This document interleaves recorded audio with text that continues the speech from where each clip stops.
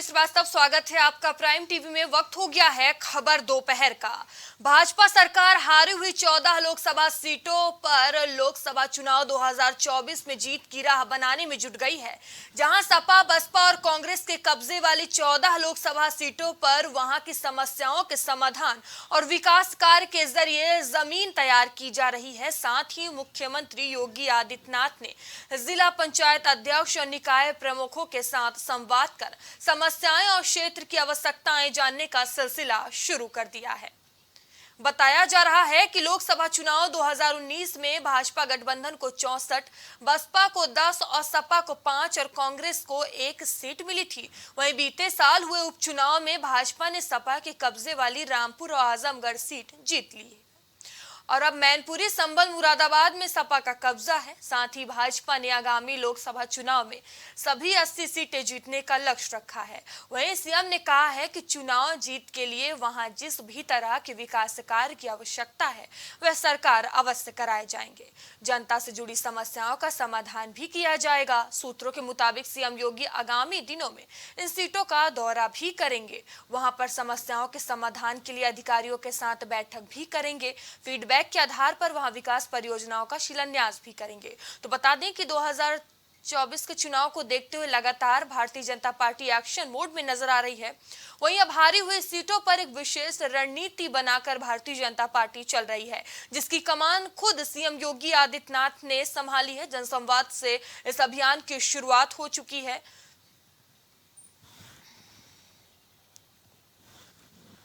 बता दें, हारी हुई 14 सीटों को साधने के लिए लगातार भारतीय जनता पार्टी रणनीति बनाने में जुटी हुई है, लगातार तैयारियों में जुटी हुई है, जिसकी कमान खुद सीएम योगी आदित्यनाथ ने अपने हाथों में संभाल ली है। 2024 की बारी है और बीजेपी की फुल तैयारी नजर आ रही है और यही आज चर्चा का विषय है। और इस पर चर्चा करने के लिए हमारे साथ कुछ मेहमान भी जुड़ चुके हैं, तो मेहमान का परिचय करा देती हूँ आपसे। भारतीय जनता पार्टी से अश्वनी शाही हमसे जुड़े हुए हैं। वहीं रविंद्र प्रताप सिंह समाजवादी पार्टी से अपना पक्ष रखेंगे और राजनीतिक विश्लेषक दिलीप यशवर्धन हमसे जुड़े हुए हैं। आप सभी पैनलिस्ट का बहुत बहुत स्वागत है प्राइम टीवी में। अश्वनी जी, चर्चा की शुरुआत मैं आपसे करूंगी। आप 80 सीट जीतने की बात करते हैं, लेकिन अगर हम देखें तो 2014 में 71 सीटें आई, 19 में 64 सीटें, फिर 2024 में 80 सीटें कैसे जीतेंगे, क्योंकि 14 के मुकाबले 19 में सीटें घटी हैं। देखिए मयूरी जी, ये लोकतंत्र का चुनाव है, सीटें घटना बढ़ना होता रहता है। हमारा टारगेट इस बार 80 का है और उसको लक्ष्य को हम जरूर हासिल करेंगे, क्योंकि आज देखिए 2019 में किस तरीके का एक गठबंधन बना, जिसमें विधानसभा में अगर दोनों अलग अलग चुनाव लड़े थे, उनके वोट को मिला दिया जाए तो हमसे बहुत ज्यादा था, लेकिन फिर भी हम जो है कितनी सीटों पर आए, 62 सीटें जीतकर हम लोग आए। अब नए सिरे से, नए माहौल में, नए विकास के साथ, नई चीजों के साथ चुनाव ये 2024 आएगा। सब बड़ा माहौल नया रहेगा, लेकिन उस नए माहौल में उत्तर प्रदेश के लिए बहुत कुछ चीजें बदली हैं। माननीय योगी जी का एक योग्य शासन आया है, एक बेहतर जो है कानून व्यवस्था की बात हुई है। माननीय मोदी जी के बहुत से नई चीजें इसमें जुड़ी हुई, उन चीजों को लेकर हम जा रहे हैं। और क्या नीतियां हैं, क्या हम बनाएंगे, ये तो कुछ आपके सामने आती हैं, कुछ सामने करना सार्वजनिक जरूरी नहीं होता है, तो इसलिए वो चीजें नहीं पता चलती हैं। लेकिन हम लोग 80 सीटों को जीतने की एक ऐसी प्लानिंग करके चल रहे हैं, क्योंकि कोई अभी एक किसी निजी टीवी चैनल पर ही एक आया है, उसमें दिखा रहा है कि हमारी जो प्रमुख प्रतिद्वंदी पार्टी है वो 3-4 सीट पर सिमट रही है और हम 72-73 सीटें एनडीए जीत रही है। तो उसने 72-73 पहुंचा दिया है, तो थोड़ा सा जोर हमारे कार्यकर्ता लगाकर 80 सीट पहुंचाएंगे और इन लोगों को दफा करेंगे। उत्तर प्रदेश की राजनीति से लोकसभा में न जाए ये लोग, तो हमारे कार्यकर्ता चाहे बूथ के अध्यक्ष हों, प्रदेश के अध्यक्ष हों या राष्ट्रीय अध्यक्ष हों, हम लोगों ने एक नई नीति, नई जन कल्याणकारी नीतियों के साथ और बेहतर परफॉर्मेंस के साथ 2024 के चुनाव में जा रहे हैं और वहां पर रिजल्ट भी आपको बेहतर मिलेगा। जी रविंद्र जी, देखिए बीजेपी लगातार रणनीति बना रही है, 80 सीटों का दावा कर रही है, 14 हारी सीटों पर विशेष रणनीति बनाई जा रही है। कैसे रोकेंगे इस विजय अभियान को? विजय अभियान को तो हम लोगों ने 2017 से रोक रखा है। 17 में मुख्यमंत्री जी के और उप मुख्यमंत्री जी के गिरी सीट को हम लोगों ने हरा दिया। 19 में इनकी 10 सीटें कम कर दी, 22 में 57 सीटें कम कर दी, और 6 महीने बाद हुए निकाय चुनाव में ये 30% वोटों तक समट गए, 8% वोट कम हो गए, हमारे 30% बढ़ गए। तो रोक तो हम लोगों ने रखा है। अभी वर्तमान में जो उत्तर प्रदेश सरकार है वह बिजली, पानी, सफाई, सड़क, स्वास्थ्य, यातायात, शिक्षा, प्रदूषण और अपराध, इन सारे मामलों में इनके द्वारा प्रस्तुत किए गए आंकड़ों में सर्वाधिक पीछे है। नीति आयोग बताती है कि उत्तर प्रदेश स्वास्थ्य के आंकड़ों में सबसे पीछे है, केरल नंबर 1 पर है। लेकिन सर बीजेपी का कहना है कि 19 में जो सीटें कम हुई थी, अब बहुत कुछ बदला है उत्तर प्रदेश में। कई अभियान चले हैं, कई विकास के काम किए हैं, जिसके जरिए अब सीटें बढ़ेंगी। 80 सीटों का दावा कर रहे हैं। अगर किए होते तो यहाँ पर आता, क्योंकि ये आंकड़े हमारे नहीं हैं, ये इनके द्वारा प्रस्तुत नीति आयोग के हैं। चलिए एक बहुत महत्वपूर्ण बात बता दें। पिछले साल इन्होंने एक पेट नाम का एग्जाम लिया, फर्जी एक प्रकार का एग्जाम। अरबों रुपए इकट्ठा कर लिए छात्रों से, बहुत कठिनाई हुई छात्रों को। तो 38 लाख छात्रों ने एग्जाम दिया, आज तक एक भी वैकेंसी नहीं निकाल पाए। रोज फोटो खिंचवा के मुख्यमंत्री जी भेजते हैं, इनको नौकरी दिया, उनको नौकरी दिया। यही विकास लेके जाएंगे? फिर उत्तर प्रदेश सबसे निर्धनतम राज्यों में आ चुका है, यही विकास लेके जाएंगे क्या? ये 33 लाख हजार करोड़, कहने में भी समय आता है, 33 लाख हजार करोड़ का इन्वेस्टमेंट कराने के बाद में सबसे गरीबतम राज्य हैं हम, यही विकास लेके जाएंगे?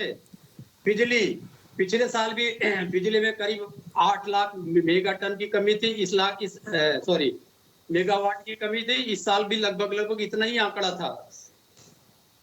क्या ठीक है रविंद्र जी, देखिए भारतीय जनता पार्टी 80 सीटों का दावा कर रही है उत्तर प्रदेश में। आप कहां देख रहे हैं खुद को?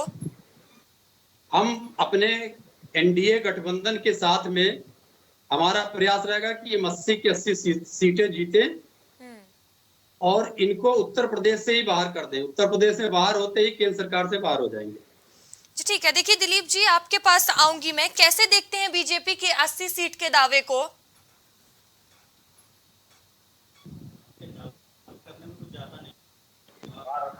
पार्टी हर इलेक्शन में सारी सीटें जीतेगी। विधानसभा में भी समाजवादी पार्टी ने कहा था कि सारी सीटें जीतेगी। एनडीए समाजवादी पार्टी को प्रवक्ता कह रहे हैं कि हम सारी सीटें जीतेंगे। भाजपा अलग क्लेम करेगी हम सारी सीटें जीतेंगे। हर पार्टी ये दावा करती है और ये दावा करना भी चाहिए। लड़ाई से पहले अगर हथियार डाल देंगे तो जो कार्यकर्ताओं का मनोबल गिर जाएगा। तो ये जोश बनाए रखना ये लीडर का काम होता है। ये लीडरशिप की जरूरत होती है कि वो अपने कार्यकर्ताओं में दम भरने के लिए दावा करता रहे कि सारी की सारी सीटें हम जीतेंगे, हम ही सत्ता में आएंगे और जो सत्ता में उसको हम उखाड़ के फेंकेंगे। लेकिन सत्यता कभी सबको से मैच नहीं खाती। सत्यता हमेशा से विपरीत आती है, क्योंकि वो सत्यता जनता के ऊपर निर्भर करती है। अब जनता में किसकी एक्सेप्टेबिलिटी ज्यादा है, उसकी सीटें ज्यादा आएंगी। लेकिन हर सीट पर ना तो भाजपा आएगी और ना समाजवादी पार्टी, मिक्स रहेगा। किसको ज्यादा मिलेंगी, किसको कम मिलेंगी। अभी अगर वर्तमान की देखें तो जाहिर सी बात है कि भाजपा के खाते में ज्यादा सीटें जाती नजर आ रही है। उसका कारण कि केंद्र उत्तर प्रदेश में दोबारा सरकार बनी है। दूसरा, समाजवादी पार्टी जो उनकी बुराइयां हैं, उन बुराइयों को जनता तक वास्तविकता में नहीं पहुंचा पा। और तीसरा कारण है कि समाजवादी पार्टी के नेताओं को तोड़ के भारतीय जनता पार्टी अपने में मिला ले रही है। राजभर को उन्होंने बना लिया, पूर्वांचल उन्होंने अपना पूरा मजबूत कर लिया और राजभर को मिलाते ही उन्होंने ओबीसी। दिलीप जी, आपकी आवाज इको कर रही है, मैं फिर से आपके पास आऊंगी। अश्वनी जी, आप रविंद्र जी को सुन रहे होंगे। उन्होंने कहा कि हम गठबंधन के जरिए 80 सीटों पर जीत हासिल करेंगे और भारतीय जनता पार्टी को हराएंगे। देखिए रविंद्र जी, यहाँ पता नहीं कौन कौन सा आंकड़ा लेकर और झूठ परोसने का आंकड़ा लेकर आए हुए हैं। उत्तर प्रदेश जिस राज्य में रहते हैं उसी को सबसे गरीब बता रहे हैं, जबकि छत्तीसगढ़ 37% पर एक नंबर पर टॉप पर है। इन्हीं लोगों का जो वो आई डैश IND डैश पता नहीं क्या क्या बना हुआ है तथाकथित। झारखंड दूसरे नंबर पर 37% है, बिहार 34% है, हिमाचल 33% है। तो भाई गरीबी उत्तर प्रदेश में कौन सा आंकड़ा लेकर आए हैं? तो यही जो झूठ आंकड़े ये समाजवादी लोग परोस रहे हैं, ये आंकड़ों में नहीं खेल पाएंगे। ये देखिए किस तरीके से 12 से 17 की सरकार थी और अब 17 से 23 की सरकार देखिए उत्तर प्रदेश में। आज एक दंगे नहीं हुए। मैं आज देख रहा था किस तरीके से किसी ने पोस्ट किया था, दंगों का सफाया हो चुका है। और माननीय आज मुख्यमंत्री जी का एक जो है इंटरव्यू भी चल रहा था, उन्होंने स्पष्ट रूप से कहा कोई दंगा नहीं हुआ, विकास की धारा बह रही है। विकास में हर चाहे कोरोना हो, हम कोरोना में सबके घर तक राशन पहुंचाने का भी काम किए हैं, दवाई पहुंचाने का भी काम किए। तो सर 14 से 19 में सीटें कम कैसे हो गई जब सब 17 से 22 में सीटें कम कैसे हो गई जब काम अच्छा चल रहा था? देखिए ये 17 से 22 में सीटें कम हो गई जब चुनाव लड़ा जाता है। आप ये बताइए, मैंने पहले भी कहा मयूरी जी, आपने लग रहा ध्यान नहीं दिया। ये दो दल जो बुआ और बबुआ के लोग मिले थे, ये कहते हैं ना हमारे पास वोट बैंक है, और रहा होगा 17 में दोनों अलग अलग लड़े थे तो हमसे ज्यादा हर विधानसभा पर बांट के पाए थे, तो इन लोगों ने लगा कि हमारे पास ज्यादा वोट है, हम मिला लेंगे तो जीत जाएंगे। लेकिन जनता ने फिर भी हमको 62 सीट दिया, आज जो है हमारे पास 66 है। कहने का हमारा तात्पर्य है कि ये लोग मिलकर भी 15 सीट नहीं पाए, 5 सीट पाए थे, आज 3 सीट पर है ये। तो कौन सा दम भर रहे हैं कि हम हरा देंगे? वो तो एक विपक्षी गठबंधन के जरिए हराने की बात हो रही है। अश्वनी जी, आपको डर नहीं लग रहा? तो अब मैं जोड़ रहा हूं ना, विपक्षी गठबंधन 2 तो 19 में मिल चुके हैं और कांग्रेस के पास 5% वोट और जोड़ लीजिए उनका। कितनी सीटें थी? 1 सीट थी कांग्रेस की 19 में, तो और तीसरा चौथा तो कोई दल है नहीं यहाँ। सब तो हमसे मिलकर लड़ चुके हैं। जैसा अभी आपने अश्वनी जी कहा कि तब से चीजें बहुत बदली हैं, अब सीटों में बढ़ोतरी हो सकती है, वैसे ही विपक्ष में अब बहुत कुछ बदल चुका है, गठबंधन हो चुका है, उसी पे कहा जा रहा है कि गठबंधन के जरिए हम हराएंगे। तो आपको इससे डर नहीं लग रहा, चुनौतीपूर्ण नहीं लग रहा आगामी चुनाव? अब देखिए, चुनौती तो हमारे लिए हर चुनाव रहता है, इसमें कोई दो राय नहीं है कि चुनौती नहीं रहता है। हम गंभीरता से लड़ते हैं, खेल हवा हवाई, हम दुकान खोलकर नहीं बैठते हैं। बूढ़ा प्रधानमंत्री ले लो, महिला ले लो, जवान ले लो, ये ले लो, भ्रष्टाचारी ले लो, बढ़िया ले लो, सब ये दुकान खोलकर हम नहीं बैठे हुए हैं। हमारा एक नेता, सर्वमान्य नेता, जो एनडीए के 38 दलों को लेकर चल, और उनके नीति निर्देशन में पूरे देश में एक बेहतर नीतियां चल रही हैं। भारतीय जनता पार्टी उत्तर प्रदेश में योगी जी के निर्देशन में बेहतर काम कर रही है। और कैसा डर इन लोगों से, ये सारा मिलके अपनी पूरी ताकत लगा चुके हैं लोग। और उत्तर प्रदेश की जनता ने योगी जी को ही आशीर्वाद दिया है, मोदी जी को ही आशीर्वाद दिया है। उत्तर प्रदेश की जनता भूल और भटकावे में नहीं है अब।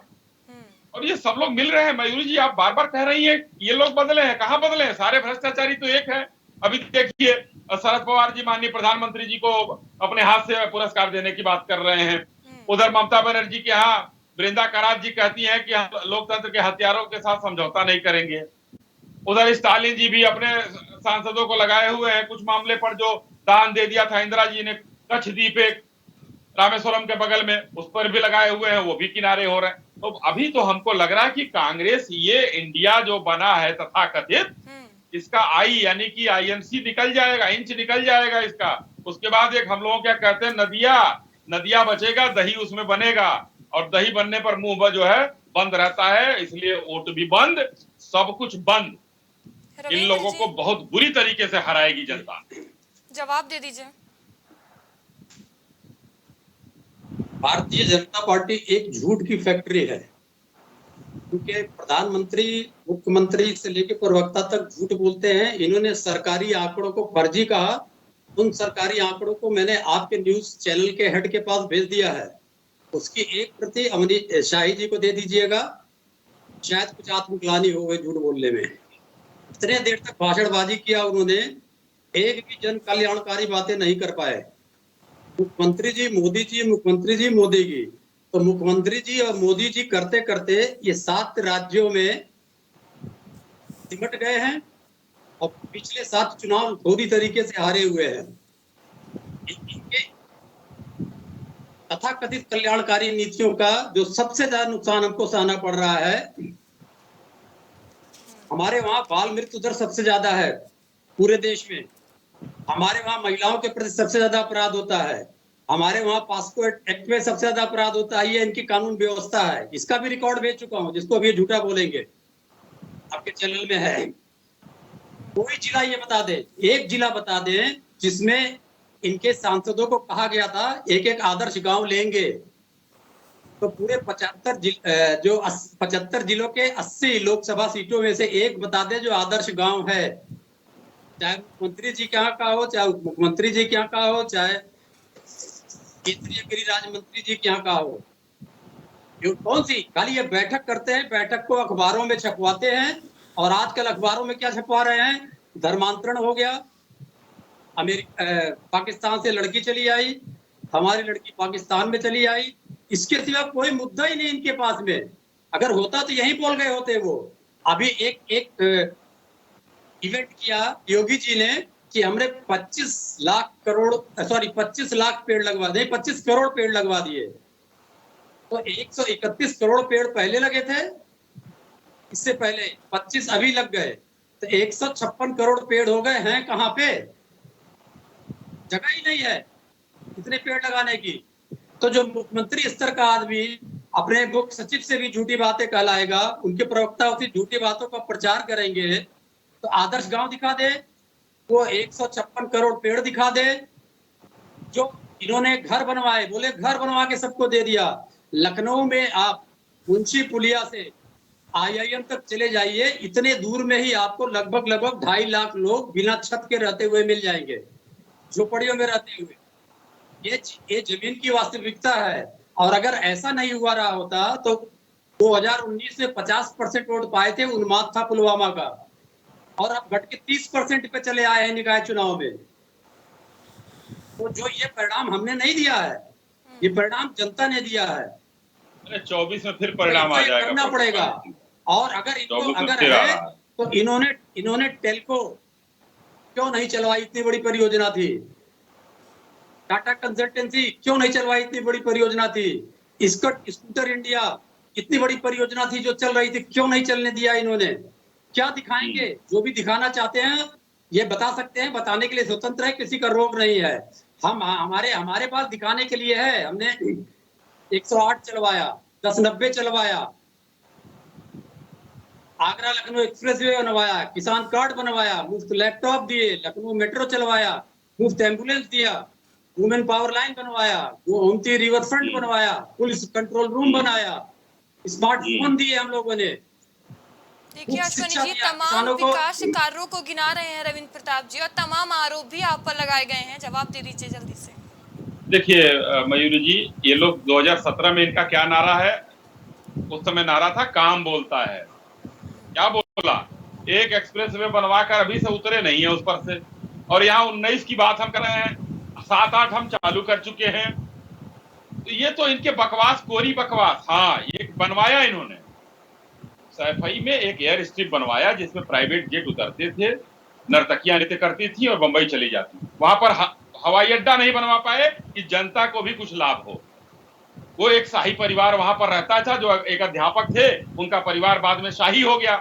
तो शाही परिवार होने के नाते वहां पर एयर स्ट्रिप जरूरी है कि प्राइवेट प्लेन उतरेंगे। जनता के पैसे से 100 करोड़ का वहां सैफई महोत्सव होता था और एयर स्ट्रिप बनी हुई है। ये काम कराते थे जरूर। और अभी बताइए, पता नहीं क्या क्या गिनवा गए।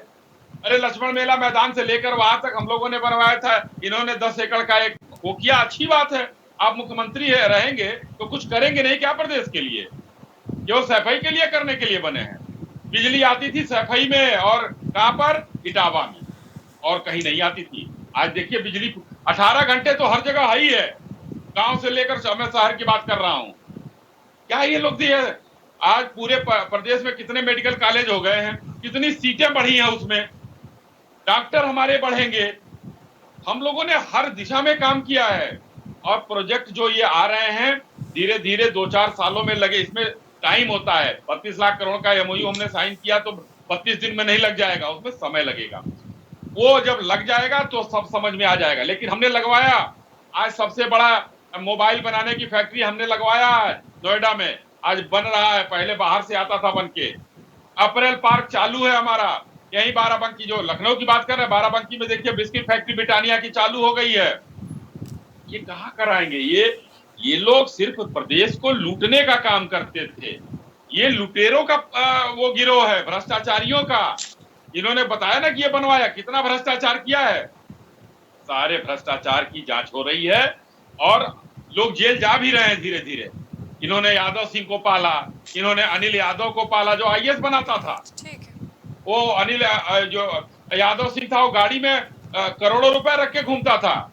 एक बीपीएल वाले गायत्री प्रजापति को लेकर घूमते रहे, वो अरबपति बना दिया उसको इन लोगों ने।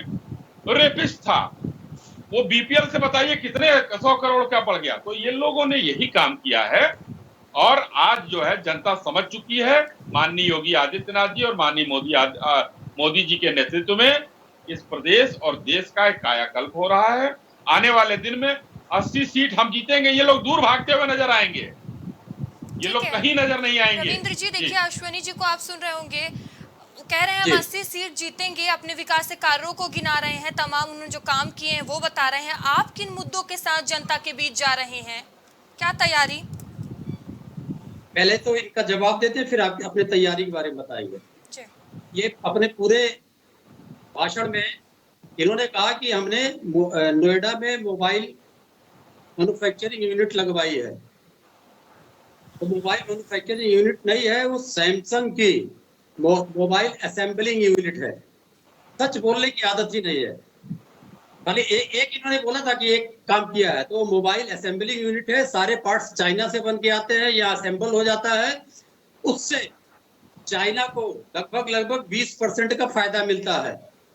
ये एक अच्छा काम किया भारत के लिए। फिर कहा इन्होंने कि हम लोग आईएएस बनाते थे, तो हम तो बनाते नहीं थे, लेकिन अब इन लोगों ने एक कानून पास कर दिया है केंद्र सरकार ने कि ये जिसको चाहे उसको आईएएस बना सकते हैं। ये बाईपास निकाला है। दूसरा इन्होंने बताया कि नर्तकियां नाचती थी, तो इनके पार्टी की तो ब्रांड एम्बेसडर ही नर्तकियां हैं। 3 है, नाम नहीं लेना चाहूंगा। और हमारे वहां तो चलिए मान लेते हैं, आपने कहा सच नहीं है, थोड़ी देर के लिए मानते हैं क्योंकि झूठ की फैक्ट्री है। आप नर्तकियां नाचती थी, लेकिन हमारे वहां कुलदीप सेंगर नहीं था, चिन्मयानंद नहीं था जिसके साथ उत्तर प्रदेश सरकार खड़ी होकर उसको बचावे और अपनी छात्रा से और अपनी शिष्या से बलात्कार कर ले, पूरी उत्तर प्रदेश सरकार उसके साथ खड़ी हो जाए। अब आपने पूछा हम क्या कर रहे हैं। हम लोगों ने बूथ पे हम लगातार काम करते हैं, बूथ से कभी हटते ही नहीं है। दूसरा, अभी हम लोगों ने लोक जागरण यात्रा निकाली थी, अत्यंत सफल रही। उस लोक जागरण यात्रा से हमको चिन्हित रूप से 565 प्रॉब्लम्स जनता के द्वारा आ चुके हैं हमारे पास में, जिसमें किसानों के प्रॉब्लम सबसे ज्यादा है। द्वितीय स्तर पे अस्पतालों के, तृतीय स्तर पे महिलाओं के हैं। अभी हम साइकिल यात्रा निकाल रहे हैं प्रयागराज जी से। साइकिल यात्रा देश बचाओ देश बनाओ आंदोलन के रूप में निकलेगी। प्रयागराज जी से निकल के सहारनपुर तक आएगी, हर जनपदों में चलेगी। वहां से भी हम लेके आएंगे, इनकी असफलताओं को गिनाएंगे, इनके अपराध को गिनाएंगे, इनके भ्रष्टाचार को गिनाएंगे। हमको भ्रष्टाचारी बता रहे थे ना, इनके मुख्यमंत्री का 4 एसेट लगभग 6000 करोड़ रुपए का है। एक विश्वविद्यालय, एक मेडिकल कॉलेज, एक मैन्युफैक्चरिंग यूनिट। एक मुख्यमंत्री पैसा कमा के इतना एसेट बना सकता है क्या? हमको भ्रष्टाचारी कह रहे थे। ये एक इनका मुख्य सचिव नहीं बना पाए, तो एक आईएएस था, अब उसको एक्सटेंशन पे एक्सटेंशन दे के अपने भ्रष्टाचार की परतें दबाने की कोशिश कर रहे हैं। खुलेंगी परतें। ठीक है। हम बदले की कार्रवाई नहीं करते थे, लेकिन मौका मिलेगा और करेंगे, तब देखते भ्रष्टाचार किसका निकल के आता है। ठीक है अश्वनी जी, मैं आपके पास आऊंगी, लेकिन दिलीप जी आपसे मेरा सवाल है। देखिए, चुनाव को देखते हुए सभी पार्टियां रणनीति बनाने में लगी हुई हैं, और आपकी क्या राय है जिस तरह से भारतीय जनता पार्टी 14 हारी सीटों पर रणनीति बना रही है?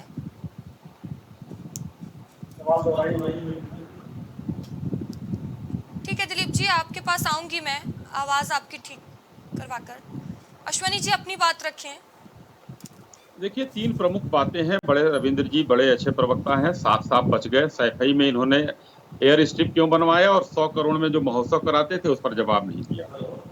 और दूसरा इन्होंने कहा हमारे पास ये चिन्मयानंद नहीं थे, वो नहीं थे। अरे गायत्री जी ने किस आरोप में बंद है? वो बलात्कार के आरोप में, और उसको लेकर ये लोग घूमते रहे मंचों पर। जब सुप्रीम कोर्ट से फैसला डांटा गया तो रिपोर्ट दर्ज कराकर उसको जेल भिजवाए, नहीं तो लेकर घूमते रहे। और बीपीएल को उन्होंने अरबपति बना दिया। तीसरी बात जो उन्होंने कहा, माननीय मुख्यमंत्री जी जो आदित्यनाथ जी हैं, उन्होंने इतनी संपत्ति बना ली कि जांच कराएंगे। अरे मैं ये कहता हूं दावे के साथ, मुलायम सिंह यादव जी का 6 पीढ़ी आगे से गिनवा लीजिए और आने वाली 70 पीढ़ी कमा नहीं पाएंगे उतना जितना उनके मठ में है। और मठ उनका नहीं है, वो तो सन्यासी हैं, उनका कुछ नहीं है, सब मठ का है। और मठ पूरे देश और विदेश में फैला हुआ है, करोड़ों में अनुयायी हैं उसके। और जितना चावल चढ़ता है ना रविंद्र जी, जानबूझकर आपको हृदय से आवाज नहीं निकल रही है, जितना चावल चढ़ता है उतने में जितना जो है आप सोचेंगे ना, कम से कम 100 पीढ़ियां माननीय मुलायम सिंह यादव जी की, अखिलेश यादव जी की खा लेंगी। एक साल जितना चावल चढ़ता, जानकारी नहीं है। एक अध्यापक माननीय मुलायम सिंह जी थे, और आज कितने 100 करोड़ की संपत्ति, 1000 करोड़ की। और याद करिए वो दिन यूपीए 2 का, जब न्यूक्लियर डील पर आप लोग गए थे, आय से अधिक संपत्ति का मामला चल रहा था, तो उसको दबवा दिया था आप लोगों ने। कहां से संपत्ति आई? कौन सा मठ है इनके पास? और आप कहते हैं मेडिकल कॉलेज, और वो मेडिकल कॉलेज उनका नहीं है, जानकारी दुरुस्त कर लीजिए, वो मठ का है, गोरक्षनाथ पीठ। आज से कहीं नहीं है, त्रिपुरा से लेकर बेंगलोर तक पूरे देश में फैला हुआ, विदेशों में फैला हुआ है। क्या मुकाबला करेंगे आप लोग? आप लोग देखिए अखिलेश यादव के पिताजी क्या करते थे, अखिलेश यादव का व्यापार क्या है, कितने बड़े महल में रहते हैं, कहां से आई संपत्ति उनकी, ये देखना पड़ेगा। आईना उठाइए रविंद्र भाई और आईना देखिए, ऐसे नहीं होता है। और रही बात विकास के कामों की, विकास की इस समय उत्तर प्रदेश को लैंडलॉक स्टेट जो हुआ करता था, उसमें सड़कों की का जाल, उसमें एयरवेज 5-5 हवाई अड्डे इंटरनेशनल, और छोटे छोटे जो थे वो सब चालू, लगभग कम से कम 7-8 तो छोटे वाले चालू हो गए हैं। वाटरवेज जो इस समय कलकत्ता क्या कहते हैं बनारस से लेके चल रहा है, सारी चीजें हम लेकर आ रहे हैं, व्यापार यहाँ बढ़ा रहे हैं। ये लोग छाती पीटते रह जाएंगे और अवसान है समाजवादी पार्टी का। ठीक है रविंद्र जी, जल्दी से छोटा सा जवाब दे दीजिए। बहुत मेहनत करके 2 उत्तर दिया इन्होंने विकास का कार्यों का, सड़कें और 5 हवाई अड्डे। तो 2 हवाई अड्डे बने हैं, एक कुशीनगर में, एक जेवर में। सड़कें जो बनी है नेशनल हाईवे की है, केंद्र सरकार के पैसे से बनती हैं। इन सड़कों को लेने के लिए केंद्र सरकार ने 624 करोड़ 624 अरब डॉलर लोन ले रखा है। इन सड़कों पे गरीब आदमी नहीं चल सकता, क्योंकि लखनऊ से अगर दिल्ली तक आना हो तो 1200 टैक्स देना पड़ता है। अब ये 2 हवाई अड्डे बने हैं इनके, एक कुशीनगर में और एक जेवर में। कुशीनगर जेवर में जो हवाई अड्डे बने हैं, गरीब आदमी का इसका खुद से भला नहीं होना है। लगभग जेवर वाला हवाई अड्डा एक पार्टी को दिया जा चुका है, इनके जो मोदी जी के साथी हैं। कुशीनगर वाला भी कुछ दिन बाद हवाई अड्डा बेच दिया जाएगा। 2 काम इन्होंने बोला। फिर इन्होंने कहा कि गायत्री प्रजापति था बलात्कारी, उसको निकाल के तुरंत बाहर किया गया था। ये चिन्मयानंद को क्यों नहीं निकाल रहे हैं? ये शाहनवाज को क्यों नहीं निकाल रहे हैं? विजय जोली को क्यों नहीं निकाल रहे हैं? फिर दर्ज कराया था। फिर इन्होंने कहा मठ की संपत्ति, मठ की जो संपत्ति होती है वो कई गुना नहीं बढ़ती है। मैं जिसकी चावल की बात कर रहे थे, वो चावल मेरे देखरेख में रखा जाता था। उस चावल का आधा हिस्सा जो है 6 महीना तो लगता था साफ करने में, उसमें आलू और नमक मिला रहता था। उसका 20% हिस्सा चला जाता था बनवासी आश्रम को। और मंदिर के लिए भरपूर नहीं होता था, मंदिर के लिए चावल आता था चौक माफी से। आपको अगर मालूम होगा तो आप जानकारी रखिए। और जो पैसा आता है मंदिर में, उसका हिसाब किताब रखा जाता है। तो ये भी हिसाब किताब रखा जाएगा, पिछले 10 साल में कितना आया, तो क्यों भगा दिए गए आप वहां से? क्या की? आप क्यों हटा दिए गए भाई वहां से? इतना हिसाब किताब आप रखते थे तो क्यों हटाकर साइकिल पर सवार हो गए? रहते आप मठ के साथ? जाके आदित्यनाथ जी से पूछ लीजिएगा। जी ठीक है, आदित्यनाथ से पूछ लीजिएगा, इसकी ये जरूरत नहीं है। आपके प्रश्नों का उत्तर दे रहा हूँ मैं। नहीं तो आपने कहा, ये तो आपने कहा, मैं तो नहीं जानता था कि आप हिसाब किताब रखते थे चावल का। भारतीय जनता पार्टी आपके जैसे 365 लोग वहाँ हैं चावल का हिसाब रखने के लिए। को हराया उन्होंने, ऐसा राधे मोहन दास जी को खड़ा करके शिव प्रताप शुक्ला को हराया। हम लोग के निर्देशन में 5 भारतीय जनता पार्टी के रमापति राम त्रिपाठी जी को भाई, हराया, शिव प्रताप शाही जी को हरवाया। आप वहां हम से लोग हटा हराने दिए वाले गए थे। तभी तो प्राणवायु वो निकाल क्यों रहे हैं भाग यहाँ गए भारतीय आकर, जनता पार्टी नहीं तो में? नहीं निकालते, नहीं तो वहीं के क्यों सामने भाग में गए थे। भारतीय जनता पार्टी में? आज के पहले उनकी नहीं हिम्मत निकालते नहीं थे। है तो प्राणवायु निकाल दे। निकालता है वो उनकी व्यक्ति हिम्मत नहीं है, जो निकाल दे, कहीं से फिर मैं हटा कह रहा दिया हूं। जाता है, जिसको उनकी कहीं हिम्मत किसी नहीं चीज है। में किसी उनकी इतना संलिप्तता चरित्र नहीं पाई है कि जाती है, सबको उसको हटा हराने दिया के बाद जाता है, में तो प्राणवायु सब निकालता ही भारतीय है। जनता पार्टी के हम लोगों ने 11 लोगों को हरवाया। जी ठीक और है। पंकज अरे तो आप ठीक है, जिताइए रविंद्र भाई जी, ना, ठीक आप है। जिताइए, आदरणीय आए आप मोदी जी उनको समाजवादी लेके चले गए पार्टी केंद्र में, तो अखिलेश जी के साथ मिलकर जिताइए उनको जिताइए। जिताएंगे, अब जिता चुके 11 जो आदित्यनाथ हरवाया को भी उसको जिता चुके, जिताइए पूछ आप। लीजिएगा।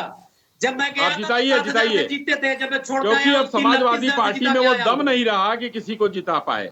समाजवादी पार्टी अस्ताचल की तरफ है, अब शटर डाउन हो रहा है आप लोगों का। मेरा दम था, मैंने आदित्यनाथ को जितवाया था, पूछ लीजिएगा उनसे जाके। जी ठीक है रविंद्र जी, ठीक है। दिलीप जी देखिए, आखिरी सवाल मेरा आपसे है, आगामी चुनाव को देखते हुए सभी पार्टियों की अपनी अपनी तैयारी है, अपनी रणनीति है, सभी के अपने अपने दावे हैं, किस तरह से आप इसको देख रहे हैं? मुझे ऐसा लगता है मयूरी जी कि दोनों पार्टी के प्रवक्ता जो अपनी अपनी बातें कह रहे हैं, ये बातें जनता के सामने रखी जानी चाहिए। आपस में एक दूसरे पर इल्जाम लगा के कोई सही या गलत साबित कर देता है, स्पेशली जो विपक्ष है, इसके लिए जरूरी है कि जो भी इल्जाम आप सत्ता पर लगा रहे हैं उनको तथ्यों के सहित जनता के सामने रखें, क्योंकि अल्टीमेटली वोट जनता को देना है, फैसला जनता को करना है। तो आप प्रवक्ता पर इल्जाम लगाए, पार्टी पर इल्जाम लगाए, उससे कोई फर्क नहीं पड़ता। आप जनता के बीच में जाइए, मीटिंगें करिए, सबसे जनसंपर्क करिए और सरकार की इन कमियों को जनता के सामने तथ्यों के साथ रखिए। अगर जनता आपकी बातों को मान लेगी तो जाहिर सी बात है सत्ता परिवर्तन हो जाएगी, भाजपा चिल्लाती रह जाएगी। लेकिन अगर जनता के सामने इन चीजों को प्रमाणित नहीं कर पाए तो जो चल रहा है वो चलता रहेगा। गलतियां तो कहने के लिए तो हर पार्टी एक दूसरे पर इल्जाम लगाती है। आप जब सत्ता में थे तो आपने भी 50 इल्जाम रखे थे, भाजपा सफल हो गई, आपको हटा दिया, आप सफल नहीं हो पा रहे। इसका मतलब आप अपनी बातों को जनता तक ठीक तरीके से नहीं पहुंचा पा रहे, तो उसको इफेक्टिव तरीके से पहुंचाइए। आपकी बातों में सत्यता है, लेकिन वो सत्यता जब जनता स्वीकारेगी तो सत्ता का परिवर्तन होगा, वरना एक इंची की टिकट बनती है। ठीक है, देखिए 2024 की बारी है और सभी पार्टियों की तैयारी है, लेकिन ये तो आने वाला वक्त ही बताएगा कि आखिर जनता का साथ किसको मिलता है। फिलहाल आप सभी पैनलिस्ट का बहुत बहुत धन्यवाद हमसे जुड़ने के लिए। तो भाजपा सरकार हारी हुई 14 लोकसभा सीटों पर लोकसभा चुनाव 2024 में जीत की राह बनाने में जुट गई है, तो वहीं समाजवादी पार्टी भी पीछे नहीं है, लगातार रणनीति बनाने में जुटी हुई है। तमाम दल हैं जो अपनी अपनी रणनीति लेकर चल रहे हैं, क्योंकि आगामी लोकसभा चुनाव को देखते हुए सभी दल एक्शन मोड में नजर आ रहे हैं, सबकी अपनी अपनी तैयारी है। फिलहाल अभी के लिए खबर दोपहर में इतना ही। आगे आपसे फिर होगी मुलाकात, तब तक ले बने रहिए प्राइम टीवी के साथ। नमस्कार।